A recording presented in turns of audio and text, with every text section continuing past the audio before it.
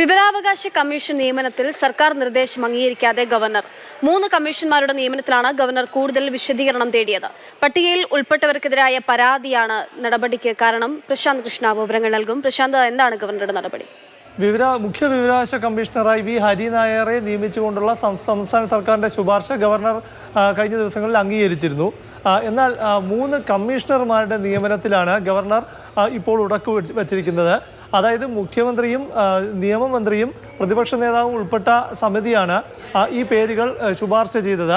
ഇതിൻ്റെ അടിസ്ഥാനത്തിൽ ഗവർണറുടെ മുന്നിലേക്ക് എത്തിയ പേരുകൾ TK രാമകൃഷ്ണൻ, M ശ്രീകുമാർ. ഇവർ രണ്ടുപേരും അധ്യാപക രംഗത്തു നിന്നുള്ളവരാണ്. ഒരാൾ മാധ്യമ രംഗത്തു നിന്നുള്ള വ്യക്തിയാണ്, അദ്ദേഹം സോണിച്ചൻ P ജോസഫാണ്.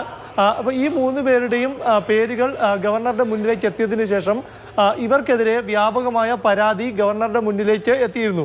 ഇതിൽ സാമ്പത്തിക ക്രമക്കേടുകളടക്കം ഉള്ള ആരോപണങ്ങൾ പരാതിയായി വന്നു. പിന്നെ സുപ്രീം കോടതി മാനദണ്ഡങ്ങൾക്ക് വിരുദ്ധമായാണ് ഈ നിയമനത്തിന്, അതായത് ഈ 3 പേരുടെ പേര് സർക്കാർ കണ്ടെത്തിയത് എന്ന ആരോപണവും ഗവർണർക്ക് മുന്നിലേക്ക് വന്നു. അതായത് 52 പേരുടെ ഷോർട്ട് ലിസ്റ്റിൽ നിന്നാണ് ഇവരെ കണ്ടെത്തിയത്. ഇതിൽ തന്നെ മാനദണ്ഡങ്ങളുടെ ലംഘനമുണ്ട് എന്ന പരാതി വന്നു. ഇതിൻ്റെ അടിസ്ഥാനത്തിലാണ് ഗവർണർ ആരിഫ് മുഹമ്മദ് ഖാൻ സർക്കാരിനോട് ഈ പേരുകൾ മടക്കി അയച്ച് ഇതിലൊരു വിശദീകരണം ചോദിച്ചിരിക്കുന്നത്. അതായത് തള്ളുകയല്ല ചെയ്തിരിക്കുന്നത്, വിശദീകരണം ചോദിക്കുകയാണ് ചെയ്തിരിക്കുന്നത്. സർക്കാരിൻ്റെ വിശദീകരണത്തിൻ്റെ അടിസ്ഥാനത്തിലായിരിക്കും ഈ പേരുകൾ അംഗീകരിക്കണമോ വേണ്ടയോ എന്നുള്ള കാര്യത്തിൽ ഗവർണർ ഒരു തീരുമാനമെടുക്കുക. ഈ വിശദീകരണം നൽകാൻ സമയമുണ്ടോ? നിലവിൽ ഇപ്പോൾ അങ്ങനെ ഒരു സമയം നിർദ്ദേശിച്ച് നൽകിയതായി നമുക്കൊരു വ്യക്തതയില്ല. പക്ഷേ സാധാരണഗതിയിൽ ഇക്കാര്യങ്ങളിൽ ഗവർണർക്ക് ഒരു അവ്യക്തതയുണ്ട്. അല്ലെങ്കിൽ ഈ പേരുകൾ ഗവർണറുടെ മുന്നിലേക്ക് വരുന്ന ഫയലിൽ ഉള്ള പേരുകളിൽ പരാതികൾ ഉണ്ടായാൽ ആ പരാതികളിൽ ഒരു ക്ലാരിറ്റി വരുത്തേണ്ടത് ഗവർണറുടെ ആവശ്യമാണ്.